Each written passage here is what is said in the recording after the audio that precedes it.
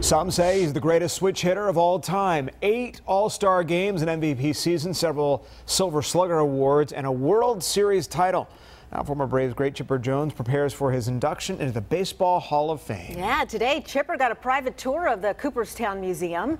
Fox 5 Sports Director Ken Rodriguez joins us now here in the studio. And what an incredible honor. It is baseball's ultimate honor, and a well-earned one, because Chipper is one of the greatest ball players of all time, and for local fans, the greatest Atlanta Brave ever. He became part of our family as we watched him grow from the very beginning of his 19-year career here with the Braves. So a big source of pride for us, and our own Natalie Foltz is the only local TV reporter in Cooperstown today and spoke one-on-one with Chipper. She and Chipper actually go way back.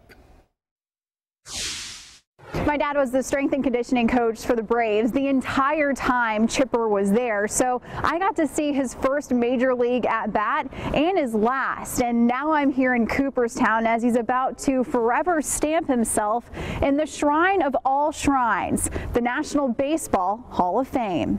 Oh yeah, that was look at. To say we're all grown up is an understatement. Chipper Jones and I reflected on how far he's come as I shared photos of the two of us together from his first few years in the big leagues. How old do you think you were here? Well, it was Old Fulton County Stadium, so I had to be 23, 24. So question is, how old are you right there? Tuesday, I was the only Atlanta reporter in Cooperstown as Chipper toured the National Baseball Hall of Fame, his forever home come July. To know that my plaque's going to be, there forever it's off the charts. I get goosebumps right now, so it's crazy. Chipper says it's still really hard to grasp the fact that he is on the same level as the men he grew up idolizing. It's hard to believe that mine's going to go right there.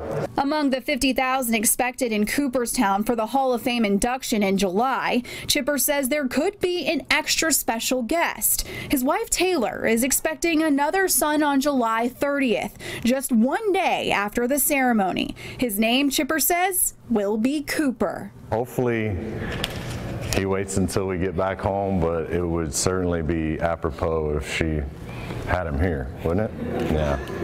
I asked Chipper if he started working on that speech he'll be giving in July, and he said he most definitely has. He says you can expect to hear a lot of thank yous and maybe even a few jokes from Greg Maddux, or Mad Dog as they all used to call him. We really look forward to hearing about that, Chipper.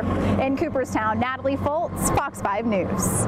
Natalie, thanks. We are looking forward to its celebration. That ceremony is July 29th, and I wonder if Chipper's worked on his speech yet. He's kind of prone for cliches.